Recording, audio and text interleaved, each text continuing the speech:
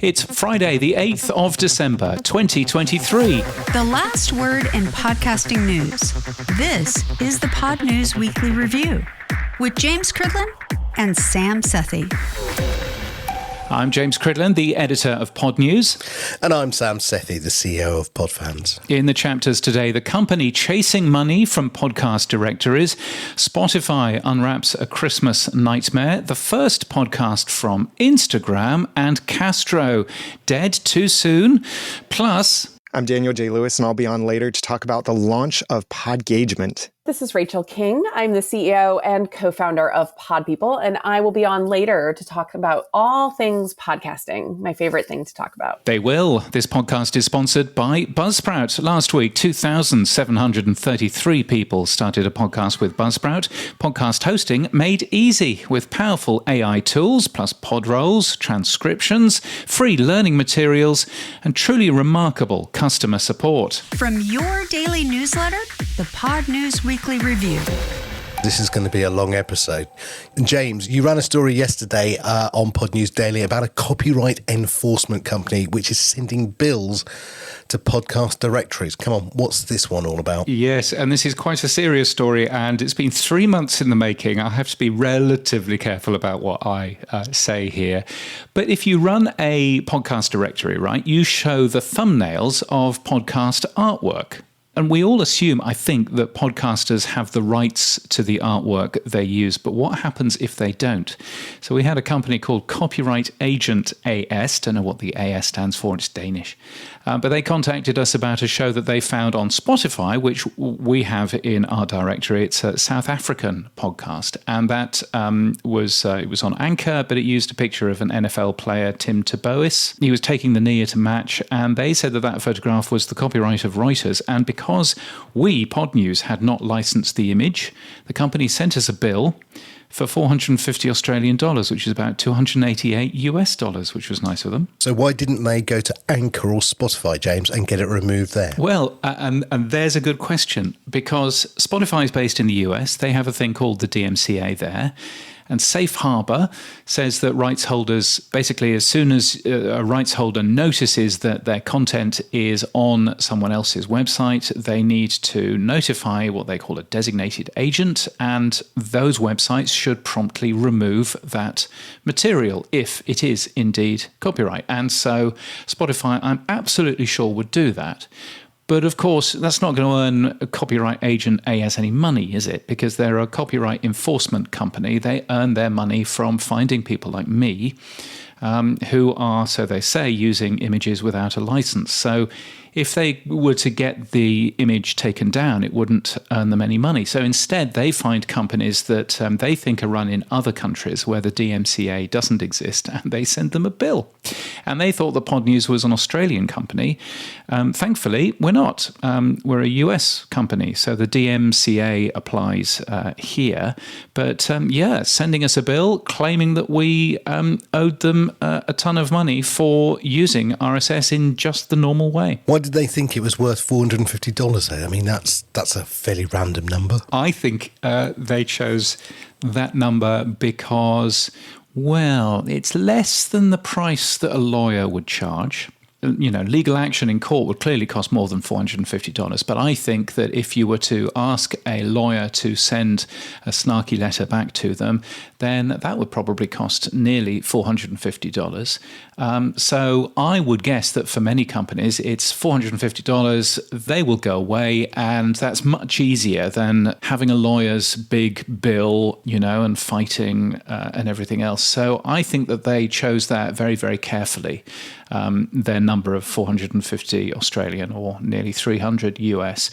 I mean, they sent, in one email, they sent 1,140 words of very complicated legal conversation about the use of images on websites, some of which was frankly wrong. But, you know, it was quite a thing. So I ended up thinking, well, either I pay the $450 and they've gone away and everybody's happy, or I thought, no, I think A, this is a story that people should be aware of, and also B, I think that we should employ a lawyer anyway. So I used Lindsay Bowen, a lawyer for podcasters. He used to work at Pandora, among other places. He was excellent at fighting our corner. And I think that Copyright Agent AS has gone away. But obviously, in some respects, they've kind of won anyway. We've wasted a lot of time. We had to get podcasting's lawyer involved, a man with a very excellent beard, a good way with words. All because they didn't want to follow the DMCA takedown procedure with Spotify because, of course, they wouldn't make any money. Okay, so is this bad for the industry? I think it is, because I think the whole thing about podcasting is that it relies on open RSS feeds, and this particular podcaster hadn't signed a contract with me to list his show, and of course that contract would probably have included an indemnity clause of something like this. I didn't even sign a contract with Spotify, of course, because open RSS feeds means that you don't have to do any of that. And I just wonder, given that many podcast apps and directories are hosted by companies outside the US, I reckon that this is potentially a money earner for this particular company. If you were to think maybe 50 different podcast directories, maybe 50 different apps outside the US, I reckon that would be a quick way for this company to earn 45,000 Australian dollars by sending out 100 separate bills. And of course, RSS very efficiently syndicates thumbnail images throughout the network of websites that use them.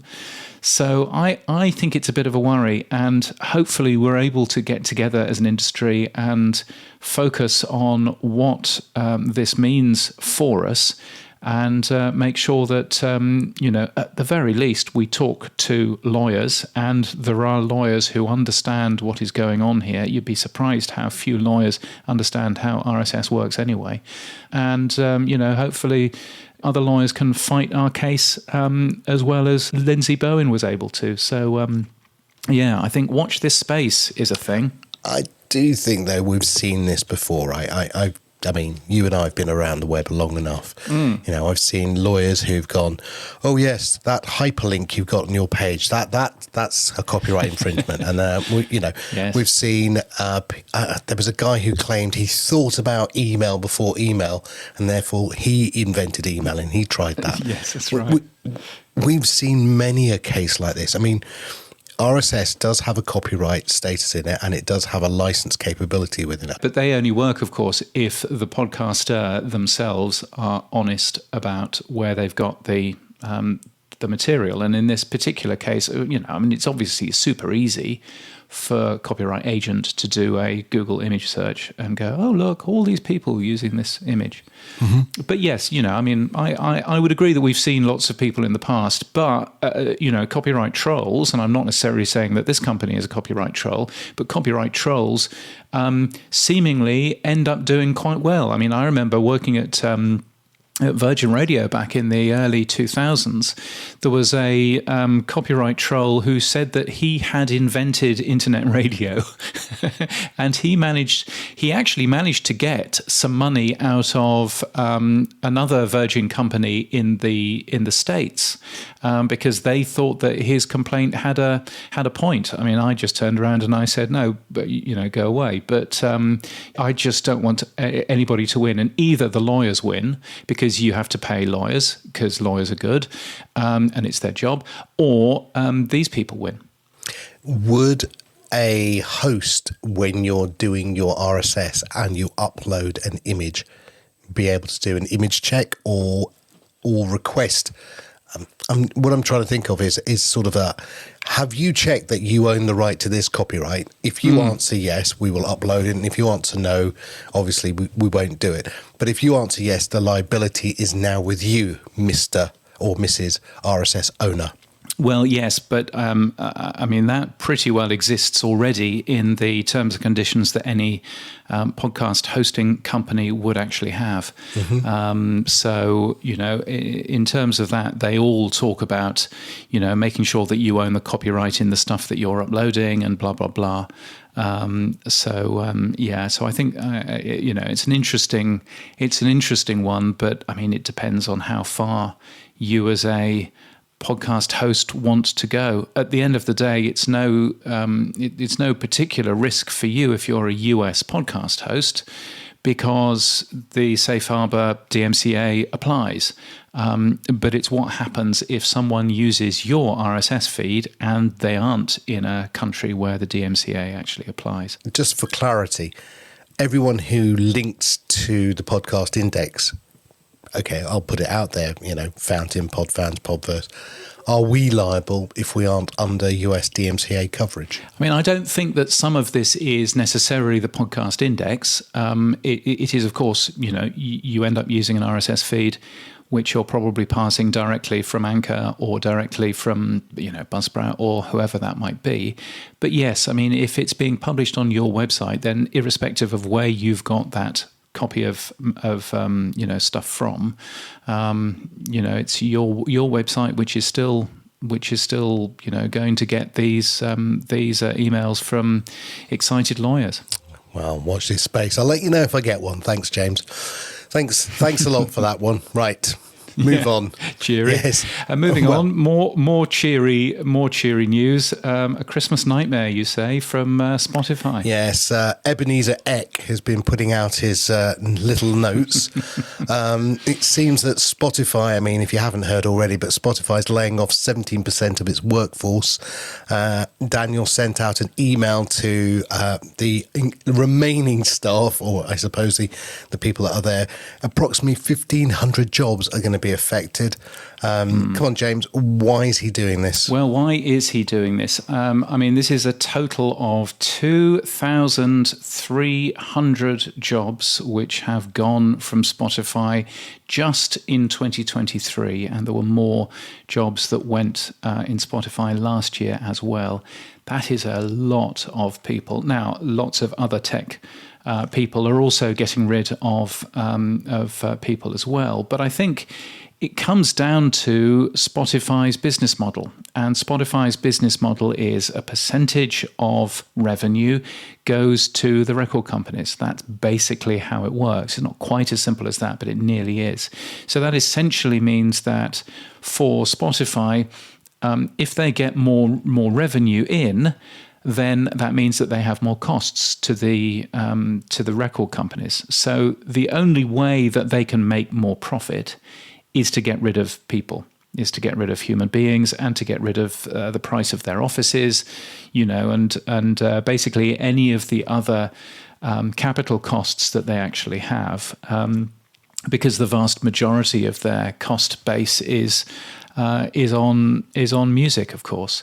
Hence why they've jumped into podcasting, because podcasting could theoretically make them significantly more money out of this, because they can't really make any money out of music at all, and hence why they've jumped into audiobooks as well.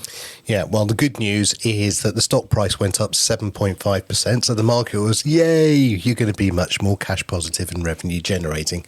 So they were very happy. And as you said, they've just got fixed costs that they've got to get rid of. And I think we've talked about it before, but their elasticity of demand is stuck because they can't increase the price because everyone will just abandon ship to Amazon or to Apple. There isn't enough of a differentiation. Do you think there will be more cuts, James? I mean, I would sincerely hope not. I mean, given the huge amount of cuts that company has actually seen, it's nearly a quarter of its workforce gone. So one would hope that there won't be more cuts. We don't actually know yet where those cuts are coming from either. One person noticed that on the day of the cuts, all of a sudden, Megaphone closed their support tools for a while. And they said due to unforeseen circumstances.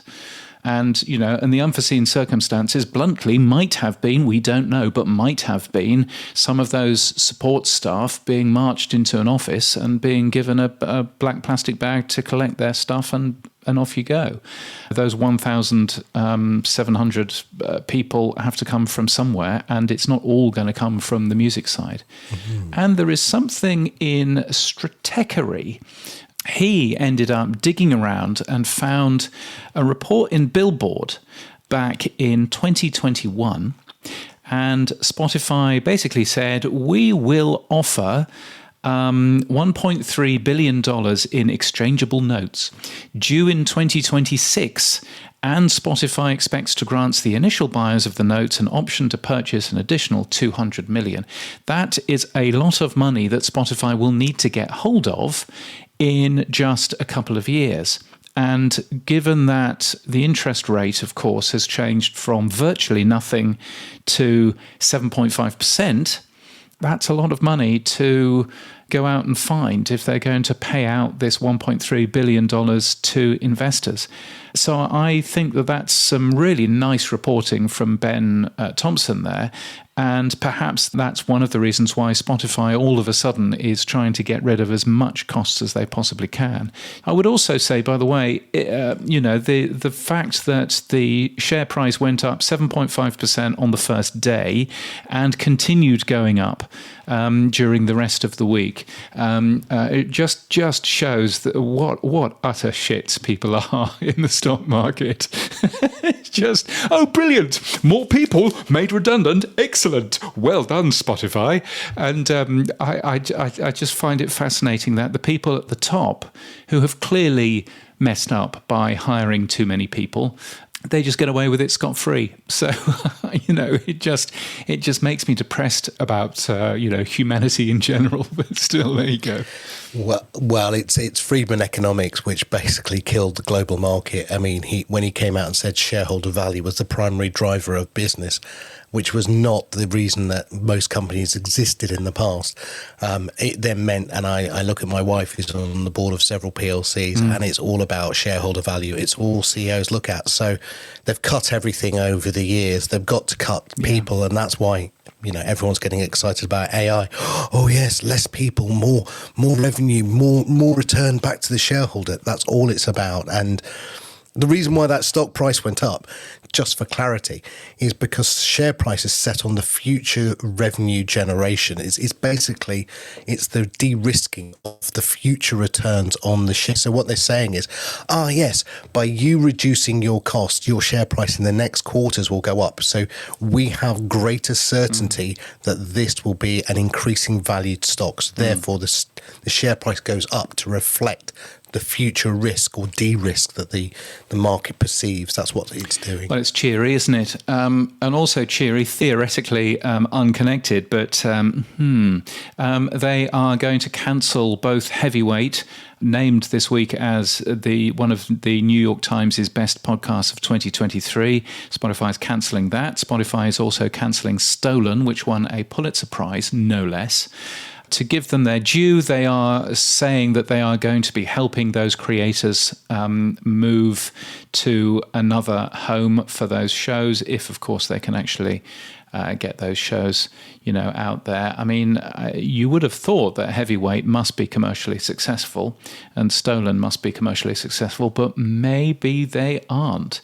Lydia Polgreen, who used to be the managing director of Gimlet Media, wrote on Threads, if you can't make a go of it with these incredible shows, you are simply bad at podcasting. And she went on to say, Spotify lit money on fire by handing it to the Sussexes and other celebrities with nothing to say. She has then realised that this is possibly not the best plan for her future career and has deleted it. But unfortunately, we all saw it. Yes. So, so there we are. So yeah, it's I mean, I don't understand. I mean, I do understand a little bit, and we'll hear next week on this show from Marshall Poe, who has seen podcasting's boom and busts as well. And he said, well, I mean, obviously, because it wasn't an always-on show, because it was expensive to make, it probably wasn't commercially successful, probably wasn't a commercial hit. And I can well understand that. But I can also say, those were two great shows. And it's a great shame that Spotify has just pulled the plug. I'm going to play devil's advocate and say, look, rewind a few years back, going back to what you said earlier. we're not making money from music. We can't increase the price. We've got to find another way of making revenue because we've basically floated the company. We need to see quarter-on-quarter growth. What else can we do? I know we'll get into podcasting. Great. How do we do that? Should we do it slowly and steadily and grow it over time? No. Let's go and make a really big bet. Let's borrow money. Let's put $1 billion into this and let's see what happens next. And I guess that's the bet they took, which hasn't quite worked off. And you know, it could have worked off, and if we had, we'd all be sitting here going, wow, Daniel, you're a genius. And right now we're sitting here going, Daniel, you put the company into a very precarious situation. I still, by the way, Daniel, if you're listening, I have spotflix.com. You can have it anytime you like. I won't charge you too much. I think the problem they've got is Netflix has seen a massive growth in the last 6 months. It's very cash positive. And I do think if Spotify doesn't find a way to turn the corner without more cuts, then I think, you know, they will be very vulnerable to a takeover. And of course, you know, you've got YouTube Music and YouTube itself as well. This show comes out on Friday, and of course, today more news out of YouTube Music and how they've accelerated the closure of Google Podcasts as well.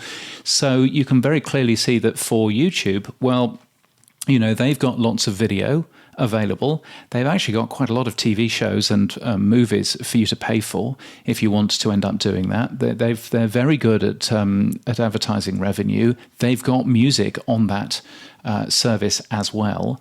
They've got some pretty good deals with the record companies because the deals with music videos are a bit different to the deals with music tracks.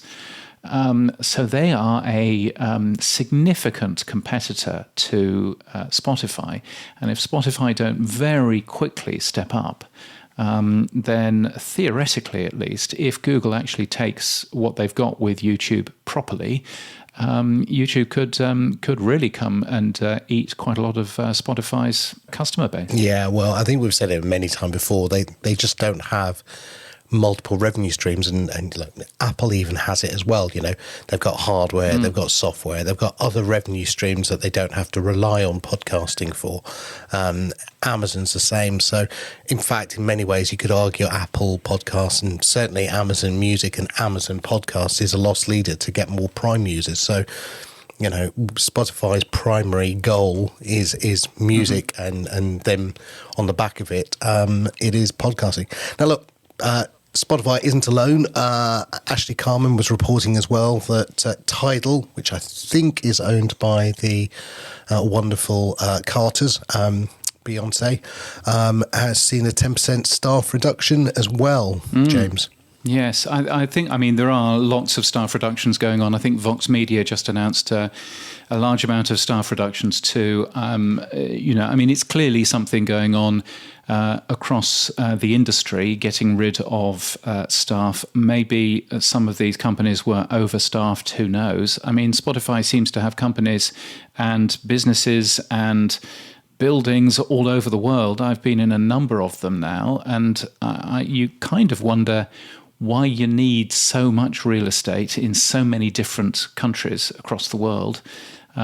So perhaps there's more changes to happen there, but you know, who knows? And of course, Apple also doing interesting things. Apple hasn't actually laid off anyone, to my understanding. I think they did a little bit in their retail, but accepting that, they haven't laid anybody off. And seemingly, you know, ploughing on. They named Wiser Than Me with Julia Louis-Dreyfus. Hope I pronounced that right. They made that show of the year for 2023. The Globe only gets one show of the year, and that's a show from the US as ever. But you know, it seems to have done very well. It's a brand new show for 2023. It's from our friends at Lemonade Media.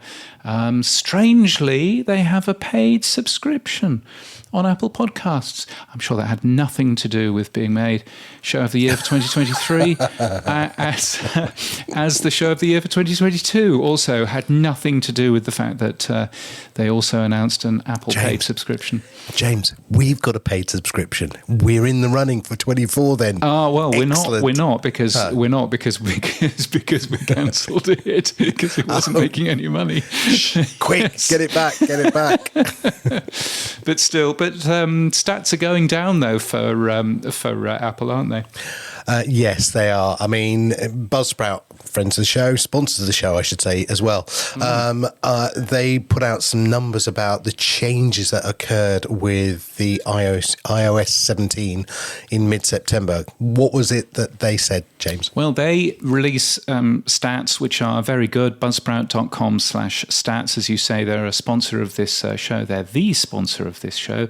And I compared August with November. To cut out any of the iOS changeover in September and early October. And basically, Buzzsprout users are making the same amount of podcasts as they have. There was no real change in the amount of active podcasters or the amount of new episodes, August versus November, but big change in terms of total downloads. Now, this I found interesting. Total downloads are down. They're down by 16%, which seems like quite a large drop, August to November.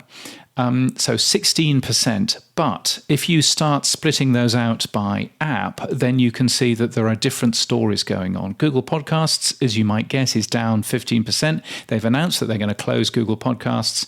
And so people are beginning to abandon that particular product. You would expect that. Spotify is down 14%. Why it's down 14%, I don't know. Pocket Casts is up 0.5%. Overcast is only down 2.6%, but Apple Podcasts is down 24%. So there's clearly something going on with Apple Podcasts, but also very clearly, it's not just Apple Podcasts, it's everyone else as well. Okay, I'm going to be naively asking a question now, which is, downloads might be slowing down, but are streams increasing? Well, a stream in terms of podcasting is the same as a download. So the quick answer is nope. Yeah, so that's that. And so then was Ross Adams right? Did these figures vindicate him? And was he prescient? Was he ahead of the curve when he said that the reason that there was problems with Spotify's numbers was because the industry and iOS 17 and downloads are all going down? Was he just being ahead of the curve in saying that? I mean, I think that Ross was clearly talking about his last quarterly figures. Now, his last quarterly figures ended by the end of September. So frankly, very, very few people had iOS 17 on their iPhones. The amount of decrease shouldn't be a massive thing. So I think that he was very early to claim that anything had anything to do with Apple Podcasts. And I think still the jury is out. I mean, even now, you look at November, and OP3 has done some really good work looking at who is using iOS 17 and who is not. And for most of November, only a third of iPhone users were using iOS 17. It's gone up to 2/3 now, but for most of November, only a third was using iOS 17 because of the way that Apple sends through those updates. So are we going to see even more decline in December? You would probably guess, yes, we probably are. And if it's just such a small change that Apple made, it does sort of beg the question, how much more of Apple Podcasts traffic is automatic downloads that never get listened to? Yes, well, we'll keep an eye on the stats and let you know if there's an up curve anywhere along the line. Yes, I think keeping an eye on those stats would be helpful, and not just Buzzsprout stats, but it would be super useful if you work for a podcast company. Please, buzzsprout.com/stats, go and have a look at that page and then copy it. Copy it, view source, copy, and plug your own numbers in there and publish it, because it's so useful. to know what's happening in the wider podcast world. So it'd be super helpful if you work for any large podcast company or even a small podcast company to be able to actually publish some global stats there as well. Now, moving on, James. This is weird after what we've just said in the last three stories that I'm going to say. Podcast growth. Okay, now I get totally confused, right? We have just said it's all doom and gloom, and now we know Nielsen's 2023 Consumer Survey Report says, we're seeing the most growth of all media channels in the next 6 to 12 months with podcasting. Explain, James. Yes. So a big company called Nielsen, they have lots of data. They also have people whose job is to guess. And they have guessed that podcasting will see the most growth of all media channels in the next 6 to 12 months. Good guess, Nielsen. Deloitte has also made a good guess. They say that the global audio market will surpass $75 billion in 2024. That's a 7% hike from 2023. That is also a guess. Two guesses. And they both say that podcasting is still in growth, which it probably is, to be fair. Yes, and that's all a good thing. But these are guesses, and they're guesses for what might happen in the next year, and they may be guesses that don't necessarily include the last couple of weeks' worth of news as well. So that's what I would probably say to that. Nielsen's data did, though, include some quite nice numbers, and one of the nice numbers that I thought was interesting to see is that listeners to podcasts are happy with the amount of advertising they hear.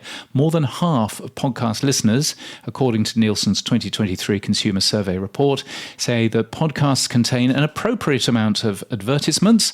55% is a pretty good number. If you look at that for free-to-air TV, 26%. And if you look at that for AM/FM radio, 38%. So podcasting still does not have too much advertising in it, whatever people might say. Let's talk about IAB measurement, because that really always confuses me. What's the future for IAB podcast measurement then, James? It says here in November 2022, we reported that the IAB's 2.0 certification would no longer be valid after December the 31st. TikTok, it's coming. What's happening, James? There are a lot of very big companies who are only compliant to version 2.0 of the IAB's podcast measurement guidelines. And all of those companies will lose their claim to certification by the end of this year, unless they are at least in the process of recertification. And some of those companies are Buzzsprout, our sponsor. I sent them a question about this and got no response, which I think is probably fair enough. Captivate, similar.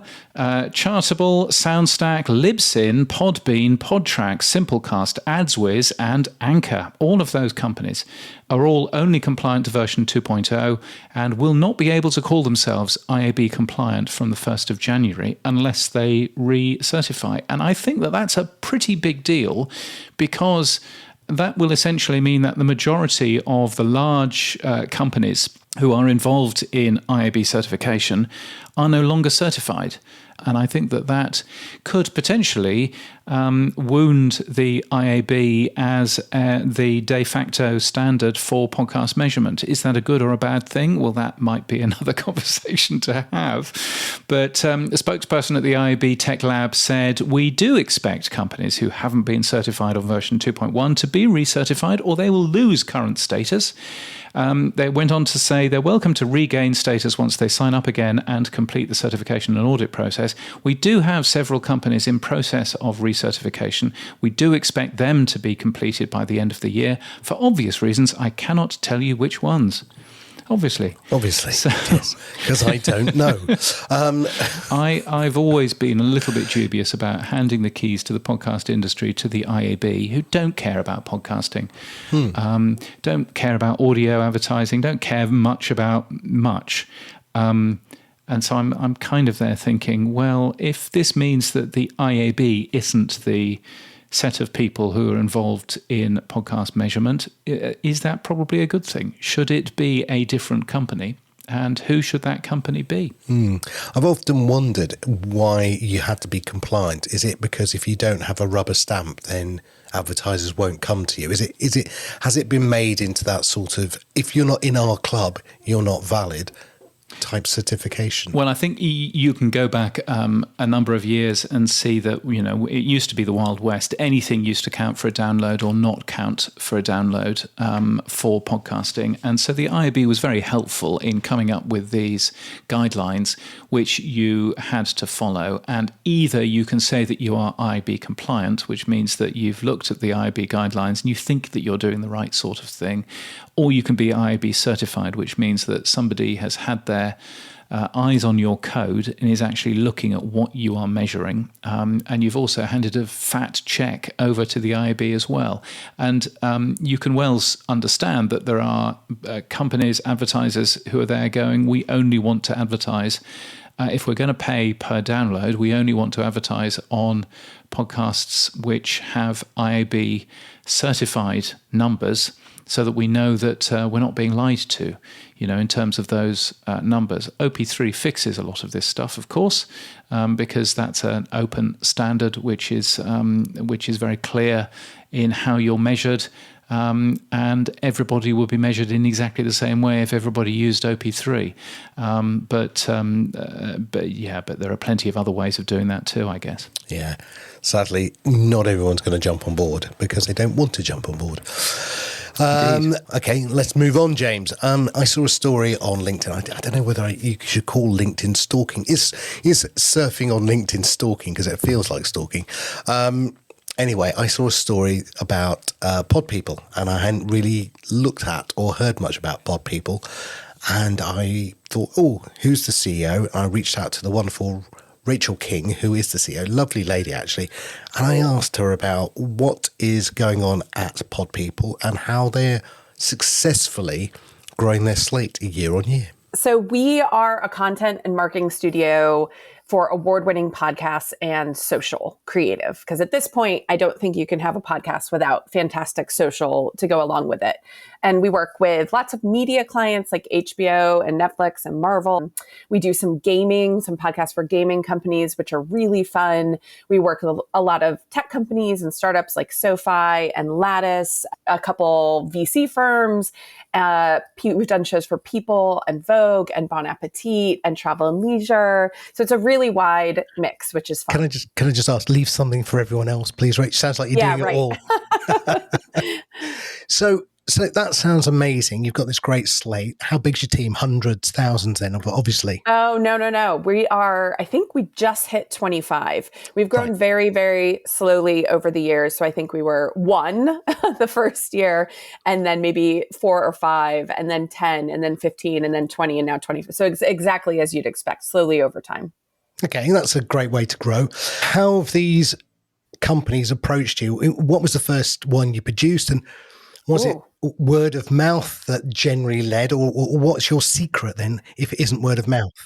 So I came to start Pod People I had been in the tech startup world for a long time doing content marketing and communications and PR, social. So similar things, helping brands tell their stories. But I've always loved the audio format, always been a huge fan of podcasts, had one of my own for fun. And when I realized that it was, becoming a true industry where brands were going to need to figure out this channel of communication, arguably the best channel for connecting with your audience, I would say, I decided to force my way in and start a branded podcast production agency. And so that's how we began. I just, created a logo with a friend of mine, slapped up a Squarespace page. I hope they're one of your sponsors. And then emailed everyone that I knew that I had started this company. And I did a lot of research and really networked with folks in the industry and found out that it was super fragmented. Like everyone kind of was a freelancer. This is 2016, 2017. So even more so. There were lots of audio producers, and I found my way to the listservs, the New York listserv, the LA listserv, Gadio, all those that still exist today. And that's how I sort of started networking and got to know people and created a database that we still have of, all the talented freelance producers, sound designers, writers, hosts, journalists that I could find, story editors, you name it, so that I could build the right team for any project, which is how it worked in the early days when I couldn't afford full-time employees. And then as we grew and scaled over time, we of course now have our in-house team, but we still use this database, this community of wonderful freelancers to supplement our own team when we need a certain kind of subject matter expertise or language, or we need someone in a certain location, which is great. And we also used it for a time staffing up for clients who didn't need full service production. So, when Wondery was scaling up, we did a lot of staffing for them, for Spotify when they were scaling up. Obviously, that is not such a robust part of the business anymore. So we've pivoted our talent team. We still will do staffing for our legacy clients who know about it, who use it, but our talent team focuses much more now on host searches, guest booking, and casting for our fiction shows. Awesome. So what was the itch? You said it was that you saw everyone getting into this podcasting, but you must, like all of us, had car crash podcasts when you first started. I mean, it couldn't have been just, hey, I want to do podcasting, and it was a hit from day one, was it? Well, okay, you're going to say yes, aren't you? You are. I think that because I was so well networked from being in PR, so when I sent that email out to all my contacts and friendlies, Ryan Lawler, who had been a tech reporter at TechCrunch, he had gone in-house at Samsung Next, which was their innovation, investment, and acquisition arm. And so he replied immediately and said, I've been wanting to set up a podcast. Let's do it. And so that was our first client. And then Twitter, and I want to remind you again that this was 2017, 2018. So this is a long time ago, pre-Elon. Pre-Musk. Yes. So I had a friend at Twitter as well who was running Twitter Business and wanted to sort of re-educate the world about how much better their advertising platform had gotten and bring in new customers for that. So we did a lot of really interesting case study episodes with Grindr and other companies who had used Twitter ads very successfully. So those were our first two clients. And then Medium, who had just launched the, premium $5 a month for, VIPs membership. And they had all this fantastic content where they were contracting, Baratunde Thurston, Roxane Gay to write essays that were behind the paywall, but people didn't know about it.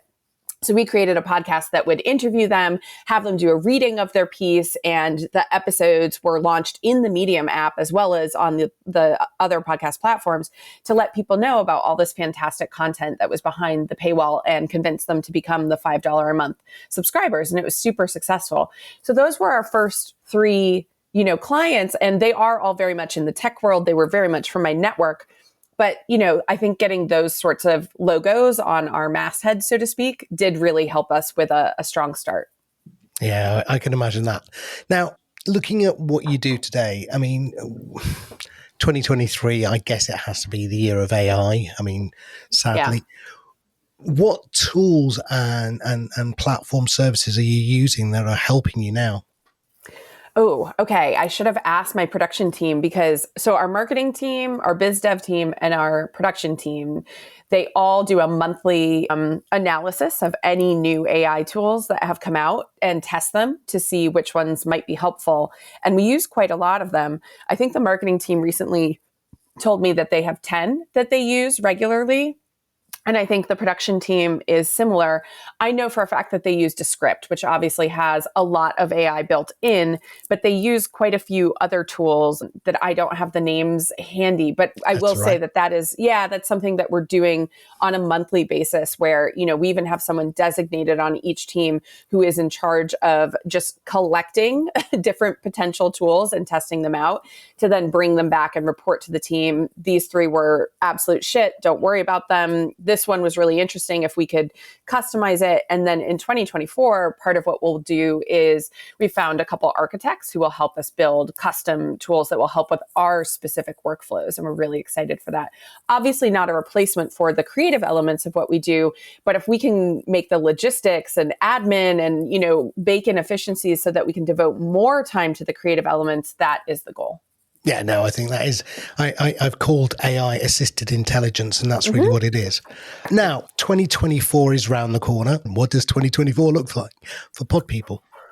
Well, I think slow, steady growth is just always the name of the game at Pod People. And it might sound boring, but I think after a couple of, 2021 was a little rocky for us just because we realized too much of our revenue was concentrated in too few clients. And so towards the end of 2021 and early 2022, we worked really, really hard to diversify, our different clients and different industries, which I think you heard when I listed off the sorts of companies that we're working with now.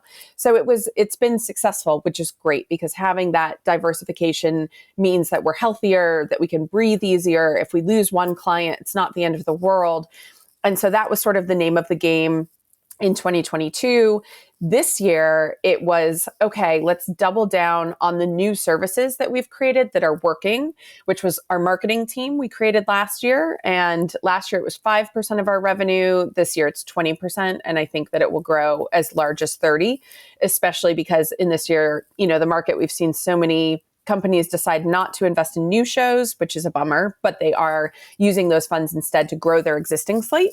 And so that's been good for us and for our marketing team to be able to help with that, those services. And their talent arm, as I mentioned, has been growing a lot since we shifted the focus to guest booking and casting and, talent as it relates to the show as opposed to production staffing. And then our video and social arms obviously has been exploding given, how podcasting chat shows in particular have gotten to the point where they, at the very least, need social clips and ideally would have a video version of the show as well. Cool. I've got a couple more questions. So good old YouTube's come on the old scene. And TikTok is talking about adding RSS for I suppose, linking clips back to the original podcast. I mean, where do you see your emphasis, given that you've got a marketing arm? Where do you see the focus for 24 for you guys? Yeah. So for now, we are focusing more on the social clips. YouTube Shorts have been really successful. Obviously, TikTok, wildly successful for podcasts if you do it well, if you make a great clip. Reels as well, although obviously that algorithm is trickier as it's geared to who you follow versus TikTok is just, we think you'll like this. And so we've focused there, except for our clients that already had a YouTube channel. Obviously, if they already have a presence there, we are doing full video episodes. I want to see, YouTube says they're going to do this, says they're going to do that. Now it's kind of confusing where you can have it on YouTube or YouTube Music, and this one needs video, but that one doesn't, but you at least want it to be searchable.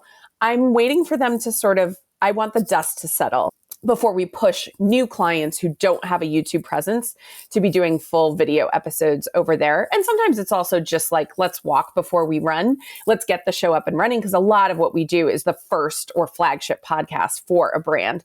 So we will usually say, we've got to have the audio. The show needs to be fantastic. Let's focus on that first. Let's have great social clips. And then let's think about adding in the video component once the show is up and running. You're going to invest for the long haul.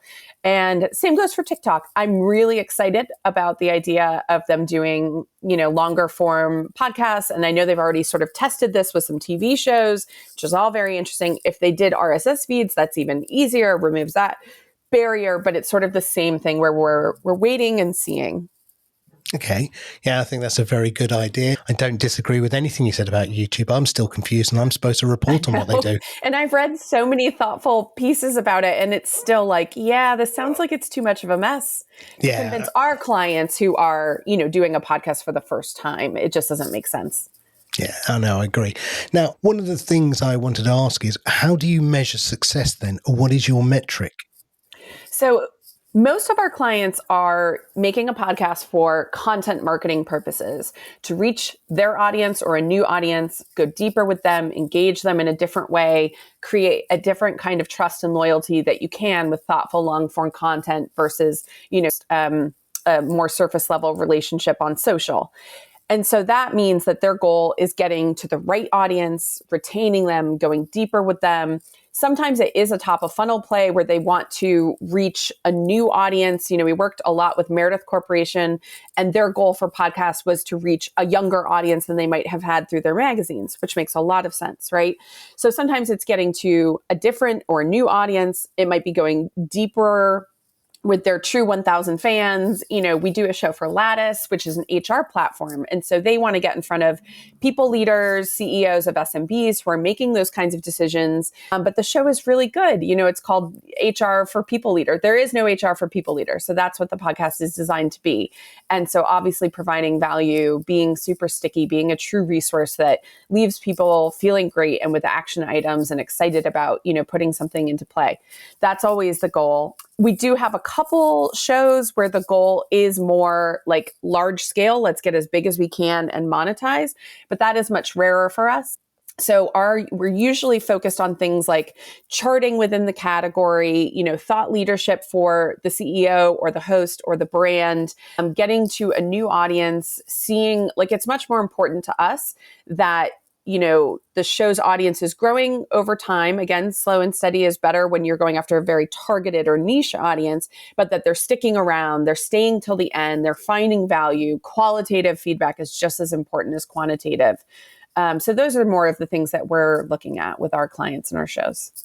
Yeah, James and I talk about measuring the value of a podcast with time listened, percent completed. As two metrics. Those are much more important than downloads, because we all know that downloads don't always equal listens. So I think that's important. Now, you talked about diversity as well, and as in diversifying, not diversity as in people right now. Would you go international? Would you take VC money? Would any of those two routes be something you do? International would be really interesting. We have done a few projects in the UK, in Germany, and, it's just being a small company. It's like the taxes and logistics that make it a challenge. So it has to be a really large project for it to be worth it. I do think that a strategic partnership with a company in Europe, whether that was, a different kind of production company or another podcast agency that had similar values and similar business model, would be really interesting. And I would say that's probably a 2025 ambition as opposed to 2024, just because we try to focus on one thing that we can do really well each year and blow that out before we move on to the next. And so it's super interesting. I'm not as interested in VC money. I don't want to give up control. My team doesn't really want to give up control. And I'm afraid that, they would be like IP. And we've gone down the originals route, and we know how much it costs to make something fantastic and then, more importantly, put it out into the world, especially as an indie platform that doesn't have that, distribution of an iHeart or whatever built in. So then we'd need a Slate deal with one of them. And it's just that's a full-time job then, probably for a couple people. So I think we're too small maybe for that at this point, but 2025, who knows? Watch this space. Rachel, thank you so much. It's been fascinating talking to you. Remind everyone, if they want to find out more about Pod People, where would they go? Yeah, we're podpeople.com, and spelled just like it sounds. And on Instagram, it's at PODPPL, and it's the same on TikTok. Amazing. Thanks, Rachel. Thank you so much. The tech stuff on the Podnews Weekly Review. Yes, it's the stuff you'll find every Monday in the Podnews newsletter. Here's where we do all of the tech talk. Sam, what's up first? So Apple, this is the deal that I never understood, right? Me neither. Yeah, no, it's a pre-acquisition. It's got to be. They've announced earlier this year that LinkFire has placed its linking tool live for podcasters now. It's gone out of beta. So you can get one of the links and then you can start to share your show. Again, I never understood why this wasn't just designed in Apple. It can't have been that hard for them to do internally, but they've gone externally. I've never heard them do this before. You can go and buy, it's a bit like Bitly with analytics for links, right? And I looked at it and I thought, $9 a month for the starter, $24 for the pro. But it doesn't meet the requirement that I have. I use a different service called Rebrandly, which is similarly priced, but you can buy your own domain and have it personalized to your own brand, whereas you can't do this with LinkFire. So I don't get it. I have to say, I don't get it particularly. If you want to have a look at what a LinkFire page looks like, by the way, you can go to LinkFire/Podnews with a dot before the RE, linkfire.r/. Podnews. Brilliant for reading out on a podcast, I think. I think they've done a good job there. The secret sauce with all of this is, I mean, so it links to places like Apple and Amazon and Spotify. It'll even show you an Apple link if you're on an Android phone, because that's not user hostile at all, is it? But the secret sauce with all of this is that it has a exclusive link to Apple Podcasts. Apple tell me that there is no Apple Podcasts Analytics API, that this is a specific bespoke thing. They say that LinkFire is very good at privacy and all of that. I just find the whole thing fascinating. But, it's yours if you want it. LinkFire, you'll find it. Frankly, I would recommend you just went out and bought your own.com and had a website. Podpage is a Podnews Gold sponsor, and you should probably go out and use that. And to coin a phrase, get your own.com. Don't eat me, Todd Cochran. We use Rebrandly. We have podnews.link, so... Do we? Yeah. Well, I do. For everybody who's interviewed, right, we have podnews.link/interview. That's what I send out. And it just goes out to them. They click on it and they magically turn up to get to an interview. Fancy. So again, you can get branded URLs that can be linked with great analytics behind them as well. Now, talking about analytics, Podgagement is new. Daniel J. Lewis, a friend of the show, and has been building My Podcast Reviews for years and years and years. My Podcast Reviews is gone. Podgagement is here, a new tool to engage audiences, grow podcasts, and get more ratings, reviews, and frankly, just grow your show. Sam caught up with Daniel J. Lewis to ask what Podgagement was. Before we go on, let's just get it out of the way. You used to have a platform called My Podcast Reviews, and the name itself kind of had an issue. It was great for SEO, because when people would look up, how do I see My Podcast Reviews? Well, boom, #1 result. But it was actually with James in Podnews that I realized the name has a problem, because when I started putting out some data a few years ago that I was discovering from Apple Podcasts, when James would try to cite me, he would say, according to My Podcast Reviews, and that just didn't sound right, because it's not according to his podcast reviews, and it's not even according to anybody's podcast reviews. It's according to the service, My Podcast Reviews. So I realized way back then, the name had to change. And I had another name in mind, but it fell into that same my problem. So along the way, though, I discovered all of this data that I could pull in from Apple Podcasts, and that was what fed the podcastindustryinsights.com site. And I was realizing that for years, we've been saying, and this is the truth, ratings and reviews do not affect your ranking in Apple Podcasts. And I prominently tell people that, which kind of undermines my very business. Because it would be great if ratings and reviews affected your ranking, because then people would be flocking to my service to get more ratings and reviews. But that's not the way it works. So I wanted something that wasn't a mere convenience to people, but something that they really depended on, and what most podcasters just love so much, even more than big download numbers. I think they love the engagement with their audience. So I wanted to focus on podcast engagement, thus Podgagement was born. And therefore you have a new platform. Now, with Podgagement, let's start off with, who's the audience for Podgagement first? Well, it's definitely for podcasters, and it's for podcasters who want to, as the tagline says, engage your audience, grow your podcast. When you have an engaged audience, you can grow your podcast, or even if you don't want to grow the size of your podcast audience, you can do great things when you have a really engaged audience. That helps you get sponsors. That helps you leverage opportunities. I talk about in my own podcast about podcasting, The Audacity to Podcast, I talk about this idea of profit, Profit. It's what you and your audience should get from your audience. That stands for popularity, relationships, opportunities, fun, income, and tangibles.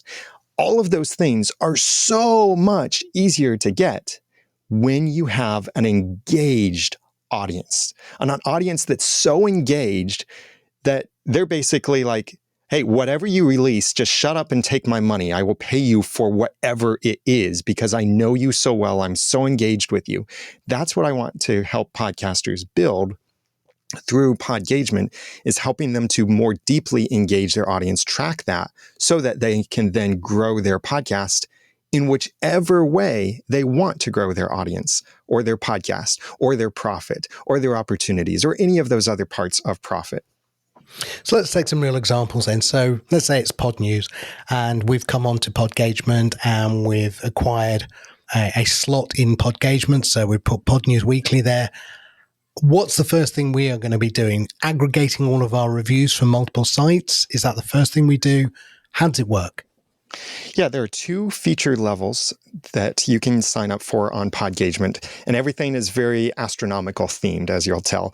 First, there is the Astro level, and this carries over all of the features that were available under My Podcast Review. So it's everything focused on the ratings and reviews inside of Apple Podcasts, Podchaser, and some other podcast apps and directories out there as well. And we're bringing in more and more now, especially that we've got this all new platform that's so much easier to build on than the old stuff. So the first thing you get, and all of these plans have it, is the ratings and reviews features. You also get the ability to more easily get more ratings and reviews by delegating all of your calls to action to a very friendly, speakable page.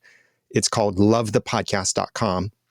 So you can tell your audience, if you love the podcast, visit lovethepodcast.com/ in my case, the slash is Audacity.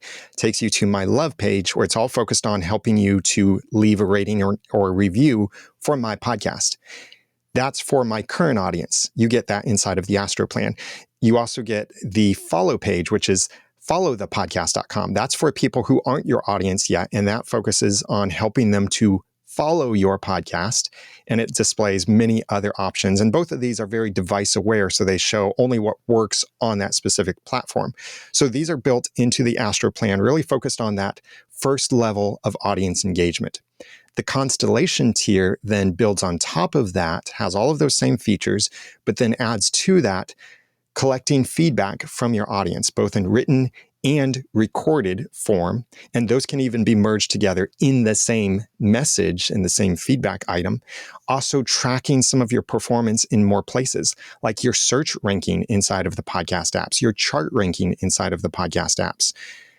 Being able to see how you're doing with your engagement in that way and your growth, being able to track it in that way.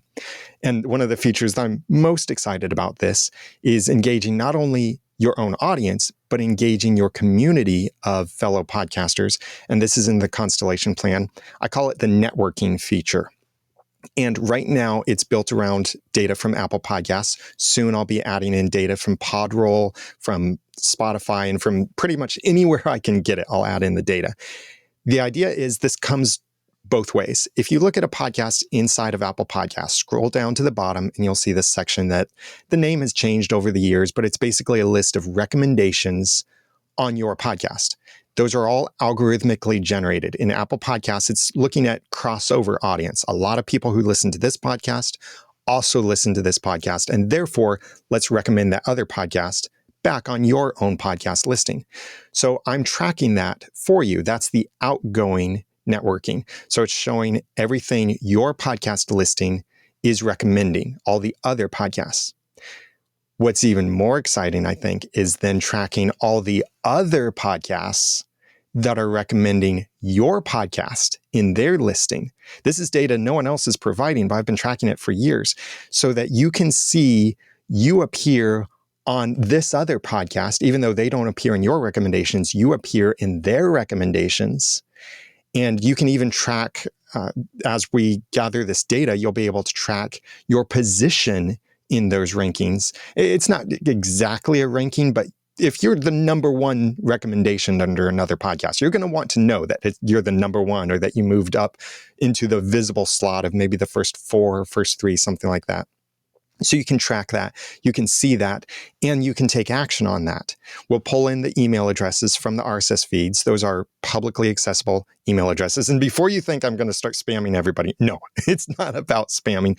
This is about providing the opportunities for a podcaster to connect with a relevant, related other podcaster. And think of the opportunities then when you know that you have a crossover audience, which this is what the data shows, or you know that there's some relevance between your podcasts.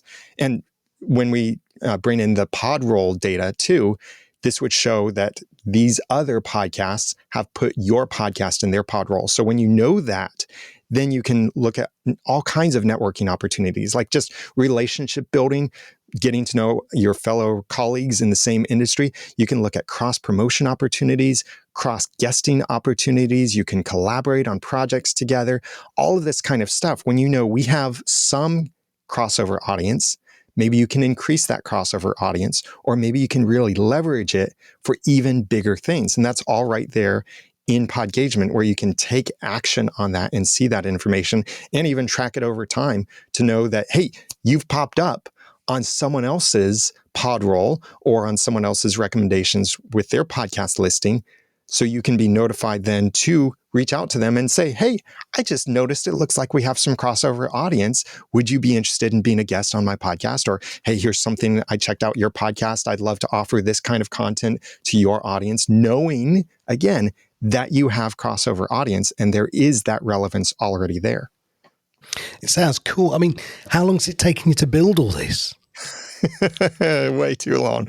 It has been only me, and I take a lot of healthy level of pride in this, because my podcast reviews was programmed for me by a developer overseas, a great guy. We got to work together for years on it.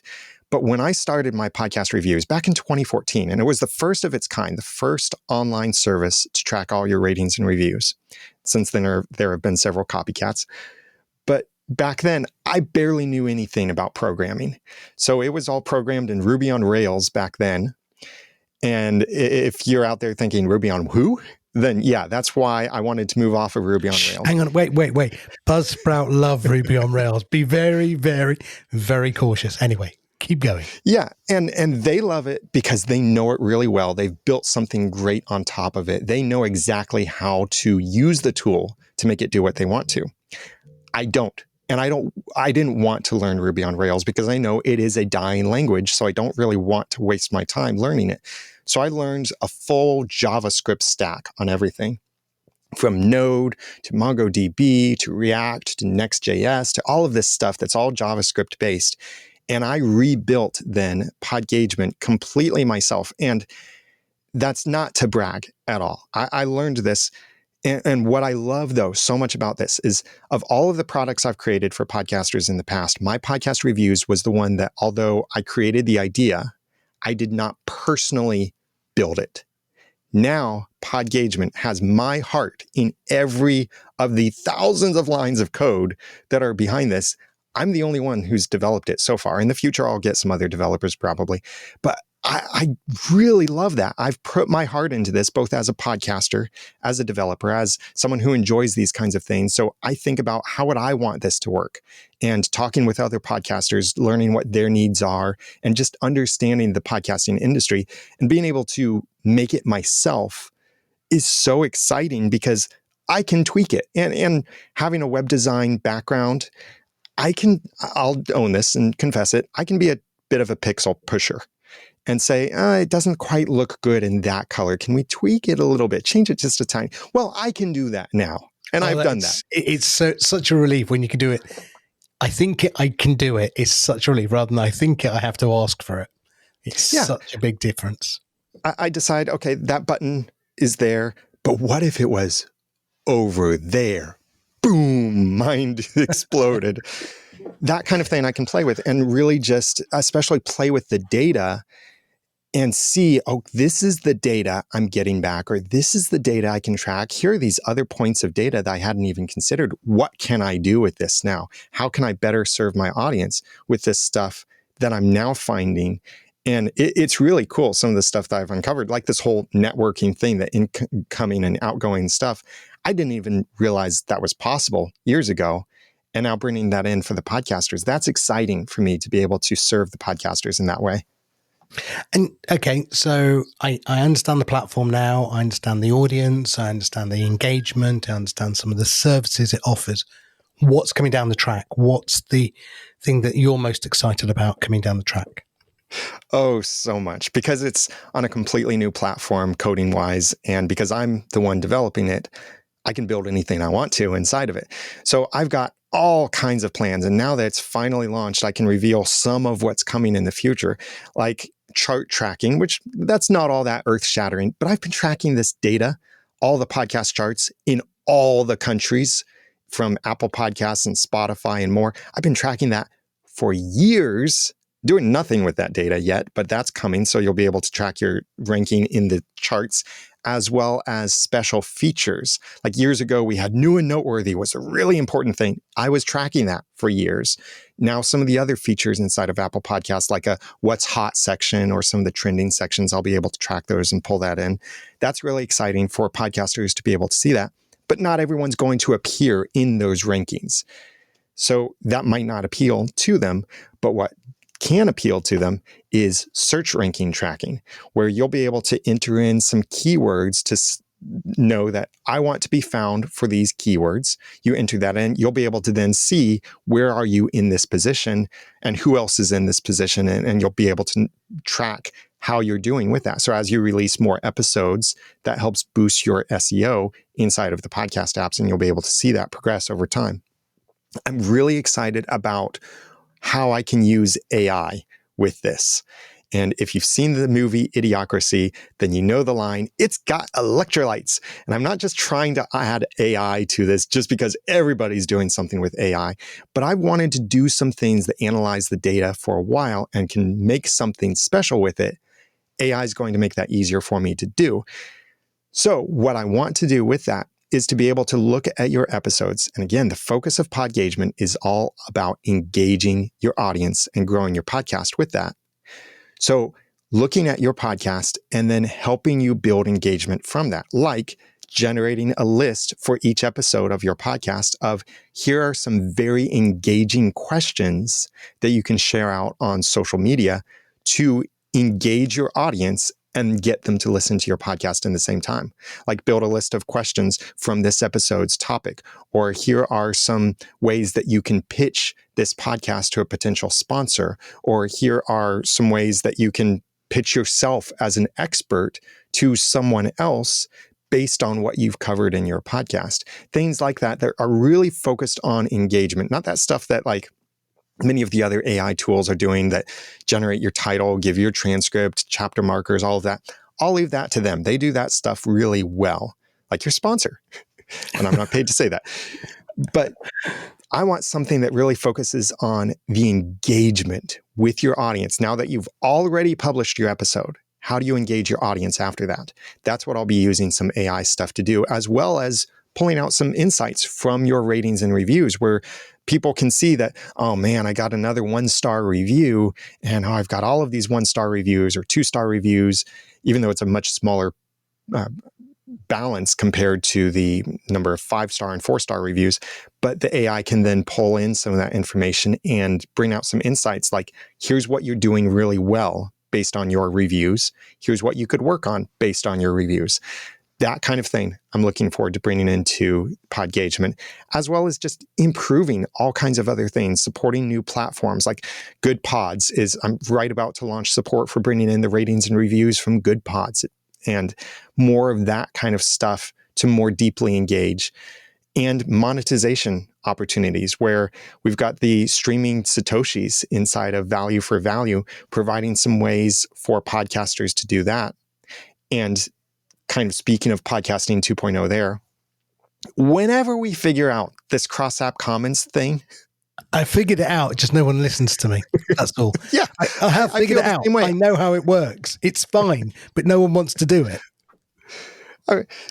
Yeah. And as a developer, I don't want to do one of the particular methods that's out there. I want to do an easier method. And I figured that out. But no one's listening to me either. So no one's listening to either of us. And whatever is done, I'll integrate that too, because cross-app comments are engagement. So there will be a comments section inside of Podgagement that will allow podcasters to track and engage their audience through the cross-app comments, even if that means however we build cross-app comments. If it means that a service has to exist, I want to also try and build that service for the podcasters so that if they're on a legacy hosting provider, maybe they could still have and track their cross-app comments, even if it's not possible with whatever is generating their RSS feed. I want to try and build those things, so everything around helping the podcasters engage their audiences. Brilliant. Daniel, thank you so much. Congratulations on the launch. Remind everyone where they can go and sign up. Yeah, go to podgagement.com, or if that's a little too hard for you to figure out how it's spelled, podcastengagement.com gets you there too. And you can sign up for a free trial over there. Try out the Astro plan or the Constellation plan. And there are bigger things than constellations in the galaxy and in the universe. So there will be bigger plans in the future with even more features for those who need them. Well, I'll get my Hubble telescope out and keep an eye out for you. Thanks, Daniel. Thank you, Sam. Congratulations, Daniel J. Lewis. He's a very, very focused person. And I think what I know he's excited about is, instead of my podcast reviews, which was produced by a contractor, software developer, he has written every single line of code for Podgagement. And I think that that's a big thing for him. So many congratulations to him for that launch. What else have we got jumping in? Castro. Do you remember last week that I said that Castro was going to close? Yes. They have made a blog post. It's their first blog post for 3 years. And their blog post says, any communication or publication regarding the app's future is not official and does not represent Castro's views.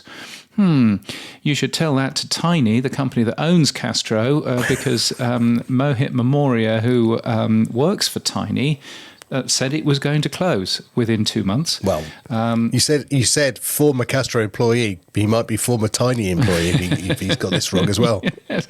Well, maybe or maybe not, because Castro is also not on the Tiny website anymore, and it certainly used to be as an owned company. And in fact, Castro has also said that they are actively seeking a new home with new owners. That does not sound to me like a company with a very long-term future, if they are actively seeking a new home with new owners. Now, let's move on then. YouTube. Listeners can now add RSS podcasts to YouTube. Didn't we say this last week, though, James? Has something changed? Yes. What has changed is that you can do that on iOS now, which you weren't able to. So it's now available absolutely everywhere.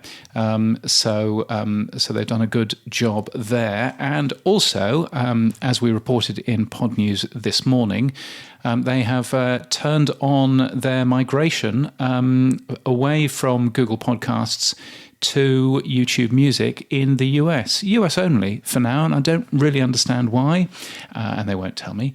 But yes, they're discontinuing Google Podcasts in the US as early as April 2024, they've said, so that's rather earlier than we thought. They've put a fancy little banner on the top of the screen in Google Podcasts, which you basically press, and it'll do two things. Either it will load all your podcasts into YouTube Music so you can listen there, or it will give you an OPML file that you can download and then import into Pocket Casts or AntennaPod or any other service.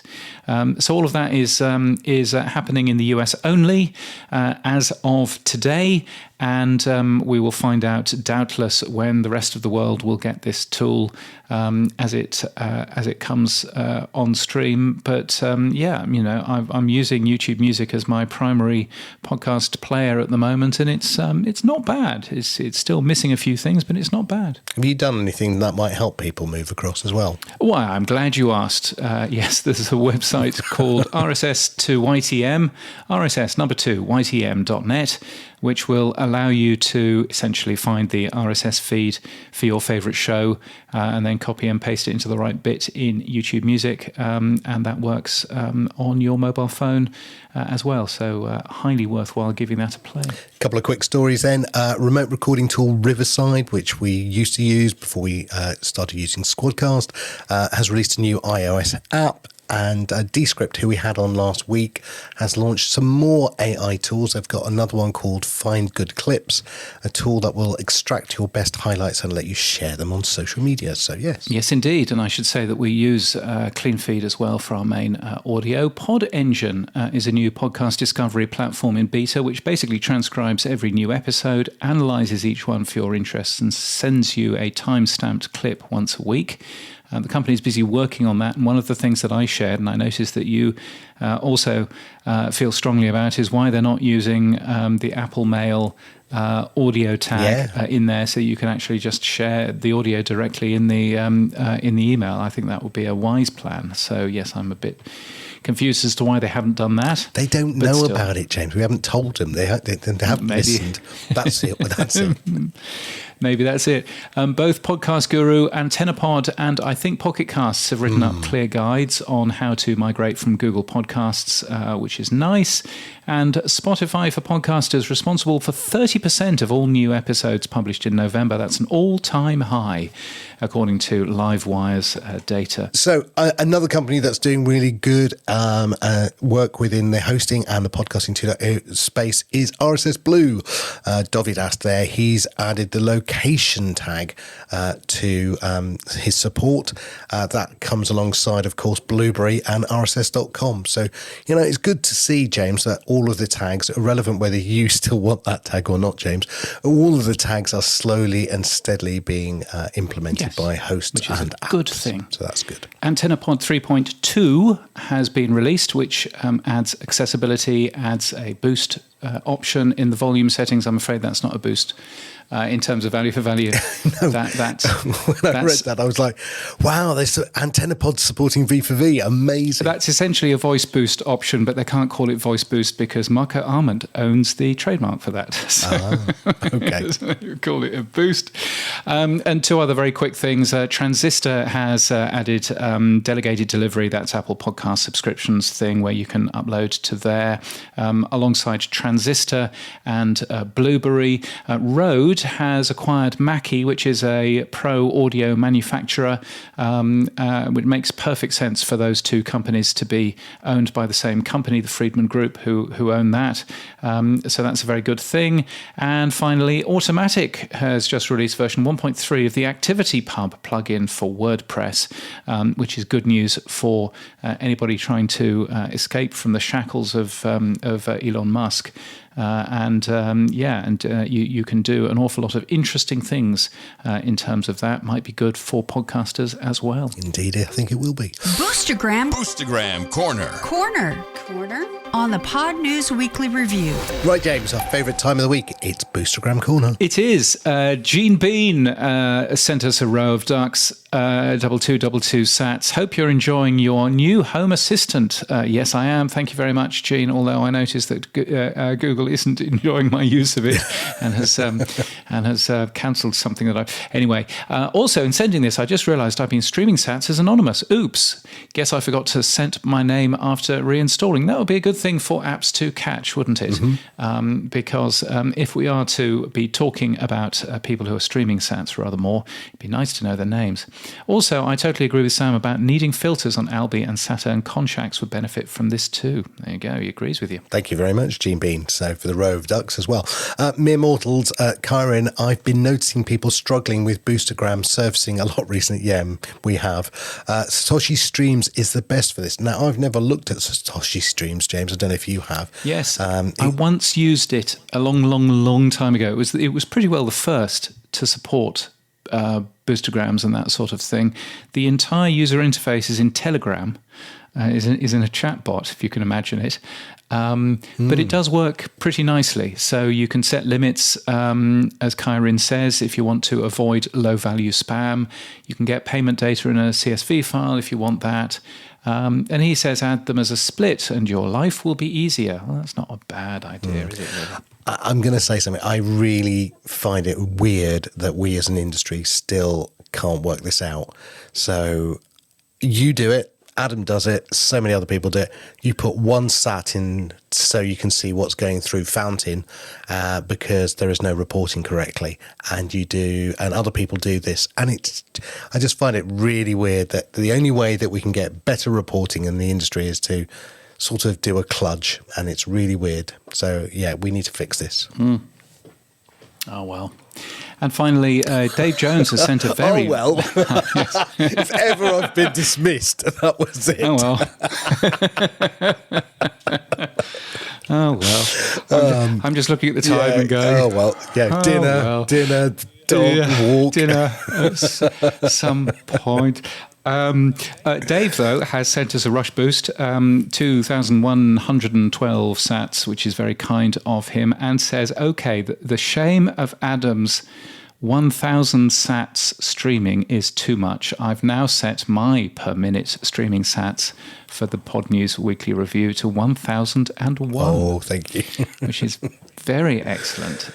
So thank you very much for that. I look forward to seeing those numbers coming through, and we'll see what happens. So thank you. And thank you to everybody who is streaming for us as well. And thank you to Alec Armendariz, who I have probably pronounced your surname wrong, Alec, which is very embarrassing because Alec has become our latest Podnews Weekly Review power supporter at $3 USD per month.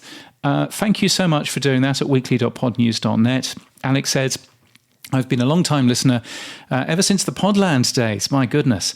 But up until now, I haven't supported the show. I'm a believer in the value for value philosophy. I get value from the show, but my finances are not in order. But I had just realised that I had an active subscription to BBC Podcast Premium that I haven't been using, so I've decided to cancel that. Hooray! And allocate those funds to us.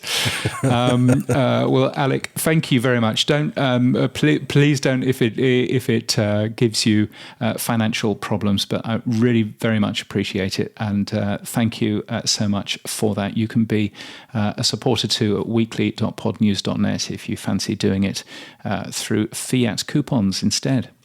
If you get value from what we do, the Podnews Weekly Review is separate from Podnews. Sam and I share everything from it. We really do appreciate your support so we can continue making this show. So you can become a power supporter like Alec has at weekly.podnews.net, or you can support us with sats by hitting the boost button in your podcast app. Podnews.net/new podcast apps will help you find a new one of those. So what's been happening for you this week, Sam? We took another step. Basically, we are opening the doors on Monday. Oh, God, did I say this public? Yeah, did I say this public? I should not say these things publicly. Yes, we are. We're that's the goal. We are working our little backsides off for Monday.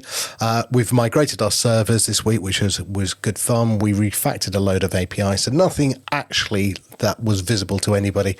But we did move over, I think, just over 200,000 podcasts into our new index server. So yes, it's all going well. Excellent. Gosh, well, there's a thing. And you've been testing for Ainsley and JP's concert as well, haven't you? Yeah, so last night, Ainsley Costello did a rehearsal, and all the podcast apps were on parade. We were basically testing to see if we could do audio and video, and then Dovidas put out a report. I mean, what it fundamentally showed is, yes, we can all do it, but wow, we all need a lot of work on our UI and UX experiences. We are all probably not very slick and smooth there. So I think the next couple of weeks is going to be lots of rolling up of sleeves and coding to get this ready for the 20th, because although it all works, it's you know, stand on one leg, point north and rub your tummy, and you might get a video feed. So it's all a little bit, it's all a little bit scissory. But anyway, we will see. That's it. James, what's happened for you? Oh, I've had a week of following an awful lot of stories for this week. It's been quite full of stories over the last couple of weeks. So I'm looking forward to a bit of Christmas and a bit of sort of relaxing, over that period of time. But no, apart from that, just been just basically having my head down. Focusing on a few little bits of technical changes, and away you go. So that's been me. And that's it for this week as well. Thank you to our fine guests for this show, Rachel King and Daniel J. Lewis. You can give feedback to James and I by sending us a Boostagram. If your podcast app doesn't support Boost, what are you doing? Come on, we keep saying it. Then grab a new app from podnews.net/new podcast apps. Yes, our music is from Studio Dragonfly. Our voiceover is Sheila D. We used CleanFeed for our main audio, and we're hosted and sponsored by Buzzsprout. Podcast hosting made easy. Get updated every day. Subscribe to our newsletter at podnews.net. Tell your friends and grow the show. And support us. The Pod News Weekly Review will return next week. Keep listening.